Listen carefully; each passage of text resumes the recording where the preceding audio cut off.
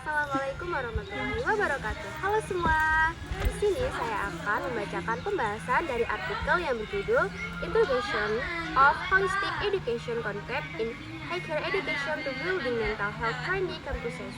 Case study from Indonesia. Urgensi dan fokus penelitian. Pendidikan tinggi di Indonesia menghadapi tantangan serius, sering meningkatnya kasus stres, depresi, dan kecemasan di kalangan mahasiswa. Merespon isu ini, sebuah penelitian tentang Introduction of Holistic Education Concept in Higher Education to Building Mental Health Friendly Campuses, Case Study from Indonesia, menggarisbawahi perlunya memasukkan konsep pendidikan holistik ke dalam sistem kampus. Tujuan utamanya adalah memahami persepsi dan kebijakan kampus, menganalisis implementasi konsep holistik sebagai strategi, dan menggambarkan proses pembentukan kemampuan sosial mahasiswa. Penelitian ini menggunakan metode kualitatif dengan pendekatan studi kasus yang didukung oleh wawancara mendalam.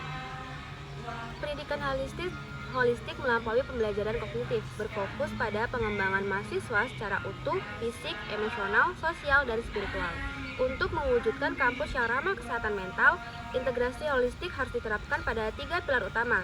Yang pertama, perubahan kebijakan dan persepsi. Fondasi utama adalah kebijakan yang mendukung. Kampus wajib menyediakan layanan konseling profesional yang mudah diakses. Selain itu, dosen dan staf perlu dilatih agar mampu mengenali dan merespon tanda-tanda kesulitan mental pada mahasiswa. Perubahan kebijakan ini harus diikuti dengan perubahan persepsi, yakni menempatkan kesehatan mental setara pentingnya dengan kesehatan fisik. Yang kedua, implementasi program komprehensif. Konsep holistik diimplementasikan melalui program yang menyentuh berbagai aspek kehidupan mahasiswa. Di tingkat kurikulum, materi tentang kecerdasan emosional dan manajemen stres dapat diintegrasikan. Kampus juga harus mendorong kegiatan ekstrakurikuler yang mengembangkan aspek fisik, sosial, dan spiritual mahasiswa, menciptakan ekosistem yang suportif. Dan yang terakhir, pembentukan kemampuan sosial dan emosional.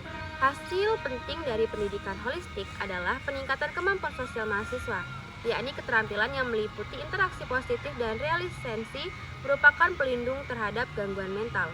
Melalui kegiatan kolaboratif dan bimbingan yang berfokus pada pengembangan emosional, kampus dapat secara efektif membangun ketahanan diri mahasiswa. Tujuan penelitiannya ada 3. Yang pertama, memahami prinsip dan kebijakan kampus ramah kesehatan mental. Bagian ini bertujuan untuk mengetahui bagaimana mahasiswa, dosen, dan pihak kampus memandang pentingnya kesehatan mental serta menelah kebijakan apa saja yang telah dibuat kampus untuk mendukung kesejahteraan psikologis mahasiswa. Yang kedua, menganalisis implementasi konsep pendidikan holistik dan pendidikan tinggi sebagai strategi kampus ramah kesehatan mental.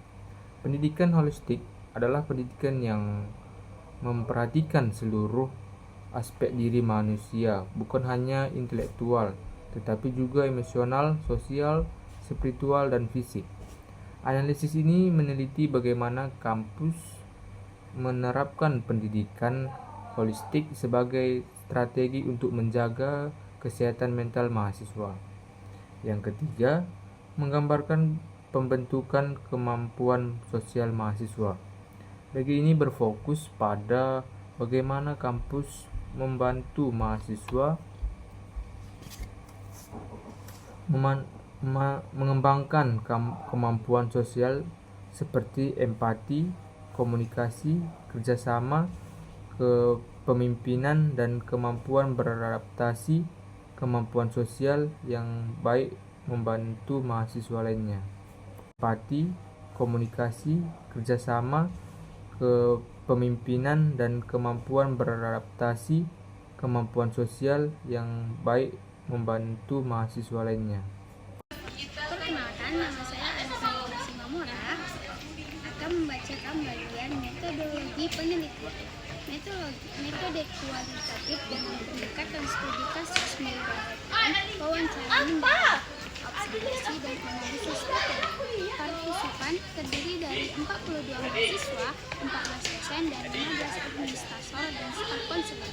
Validasi data menggunakan triangulasi sumber dan metode analisis data mengikuti model Krugman dan Miles 2022. Hasil penelitian yang pertama, persepsi mahasiswa dan staf menunjukkan masalah kesehatan mental cukup tinggi, namun fasilitas dukungan mental masih kurang efektif dan kurang dikenal. Yang kedua, integrasi pendidikan holistik mencakup kebijakan kampus, kurikulum, dan dukungan layanan konseling, fasilitas fisik, budaya inklusif, dan evaluasi rutin. Dan yang ketiga, pengembangan keterampilan sosial mahasiswa melalui aktivitas kelompok dan organisasi sangat berperan dalam mendukung kesehatan mental. Baiklah, kesimpulannya adalah pentingnya pengakuan karakteristik unik kesehatan mental mahasiswa dan revitalisasi layanan konseling kampus secara profesional.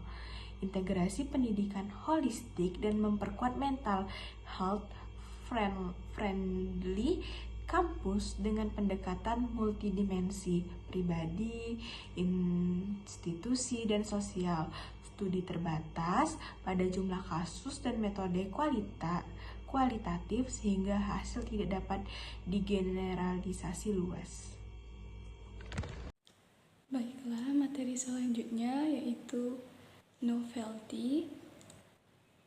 Penelitian ini menonjolkan integrasi multidimensi dari pendidikan holistik dalam menciptakan kampus yang mendukung kesehatan mental, menggabungkan aspek akademi, emosional, sosial, fisik, dan spiritual secara komprehensif, serta fokus pada pembentukan keterampilan sosial mahasiswa sebagai bagian dari kesejahteraan mental.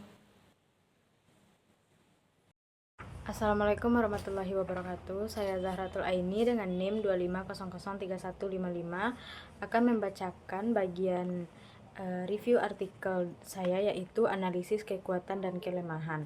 Yang mana yang nomor pertama yaitu kekuatan.